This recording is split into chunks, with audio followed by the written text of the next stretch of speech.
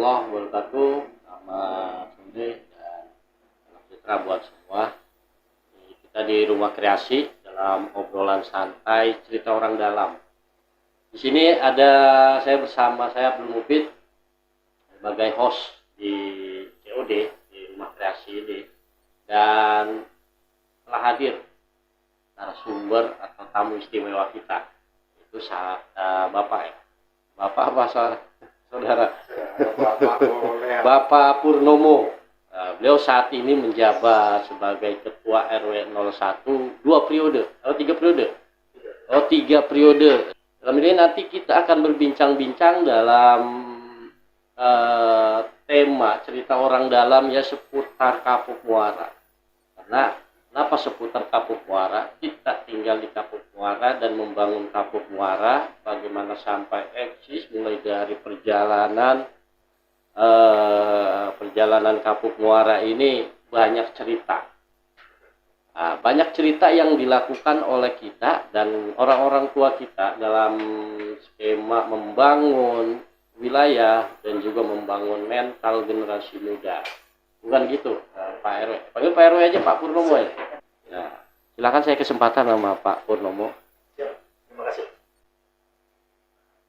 Kalau berbicara Kapuk Muara, saya harus bicara masa lalu, masa sekarang, dan masa yang akan datang.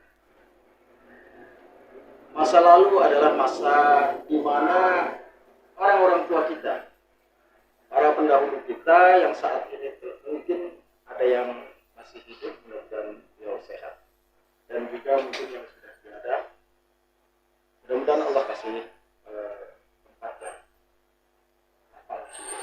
Amin. Kenapa saya bagi 3 masa fase itu? Karena saat ini adalah masa saat kita bisa seperti ini, Kapuk Muara seperti ini. Ya, kalau kata orang, mohon maaf, jangan dibawa sampai ke ranah hukum ini. Kalau tahun 70-an itu mungkin bisa orang bilang gitu ya, jin buang anak gitu ya, di Kapuk Muara ini. Tapi dengan kondisi yang saat ini, dengan kondisi yang cukup maju, dengan berbagai macam fasilitas yang ada saat ini di Kapuk Muara, nah, ini adalah hasil dari salah satunya perjuangan dari orang-orang tua kita atau pendahulu.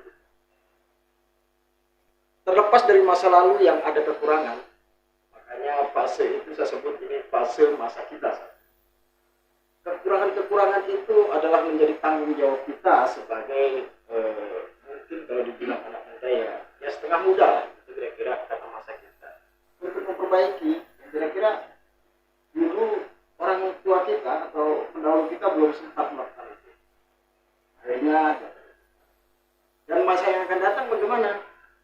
Ya, paling tidak kita akan meninggalkan atau menelurkan cerita baik lah untuk anak cucu kita, para pemuda khususnya Kapuk Muara. Bagaimana perjuangan orang tua kita dulu, terus masa sekarang, dan masa sekarang juga masa kita harus bisa meninggalkan legasi yang baik muda Kapuk Muara khususnya. Berbagai kultur, Kapuk Muara ini masuk berbagai kultur. Dari manapun ada. Bukan hanya orang Betawi, ada orang Sunda, Jawa, terus Sulawesi, dan macam-macam gitu. Ini skema bisa mimpin ya. Ya kan namanya pemimpin. Nah, pemimpin ada yang namanya rukun tetangga itu di bawah, tapi ada yang bisa rukun warga. Memimpin warga ini dalam 3 periode ini ada kesan dan kesan, terus ada cerita-cerita dalam memimpin masyarakat ini bisa sampai 3 periode gitu. Gimana tuh Pak Pur? Saya mau belajar tuh supaya jadi RT saya umur hidup. Sesungguhnya untuk menjadi apapun yang sifatnya dipilih oleh masyarakat itu simpel sih. Pertama, karena kita dipilih oleh masyarakat, ya jangan sakiti hati masyarakat. Dan cuma itu aja. Penting bahwa dia merasa memiliki Kapuk Muara, tapi ada juga dari pendatang. Untuk yang dikelola sama Pak Pur itu berapa persen dari penduduk itu, dan bagaimana bisa menyatukan persamaan persepsi gitu. Di Kapuk Muara ini lebih kurang mungkin hampir 40% itu adalah para penduduk di sini. 50% ya pendatang itu ya. Artinya mereka Kerja, dagang. kerja, dagang dan apa, tapi mereka tidak berKTP. Ya, tidak PKP domisili di Kapuk Muara KTP. 10% itu bagaimana sih menyiasati untuk mendekatkan satu sama lain? Ya menyiasatinya salah satunya ya dengan sering-seringnya mereka kita ajak diskusi atau kita ajak gotong royong lah. Dalam hal kalau di keagamaan mungkin kita sering ajak mereka untuk ngaji bulanan. Ya, dalam konteks mengajak dalam kegiatan sosial dan kemasyarakatan bareng, kerja bakti bareng, rasa memiliki Ya, wilayah ataupun tempat dia tinggal. paling tidak mereka juga harus punya rasa tanggung jawab. Bukan saja tanggung jawab secara moral kepada wilayah yang dia tempati, bagaimanapun itu ada tempat dia mencari rezeki. Bahwa ada anekdot tuh bahwa pemimpin itu kan benernya aja disalahin. Ya, benernya salah ya. Benernya aja salah. Disalahin ya, bukan salah ya. Kalau salah Disalahin. dibenerin ya. Apa salah dibenerin? Enggak juga. Nah, kebenaran nih, ikonnya di bawah, pasti Pak Purnomo itu selalu pakai baju biru. Kok bisa sampai sono itu? Apa niatan gitu, niatan Pak Purnomo ini bagaimana mau skala luar ruang lingkup luas, udah di masyarakat berhasil, ruang lingkup luas itu. Tapi kan kalau mau ruang lingkup kelurahan, emang nggak ada calonan lurah gitu. Tapi emang satu-satunya itu yang gitu. Itu bagaimana Pak Pur? Niatan Pak Purnomo itu sampai ke sana gitu, jauh banget gitu. Apa enggak langsung nyalon presiden gitu? Jadi gini, bahwa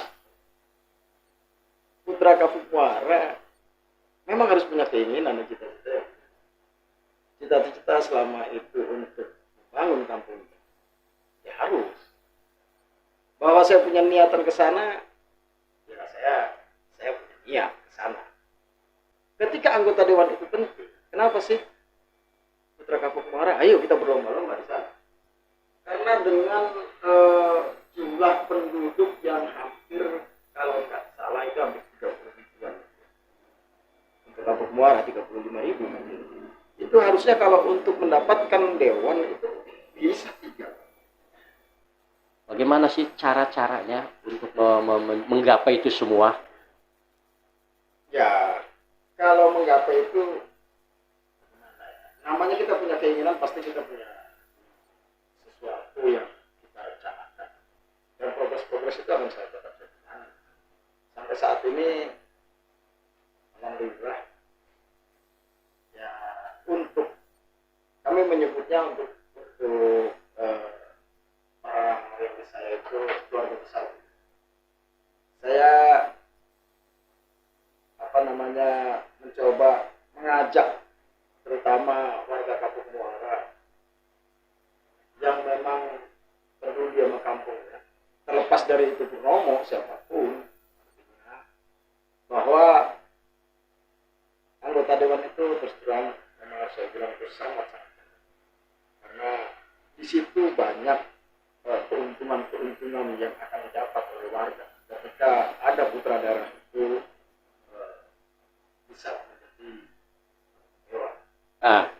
Nah ini kemungkinan ya formasi saat ini bisa dirubah. Punya nggak sih trik yang formasi bisa berubah dalam skema ke depan ini Pak Purnomo?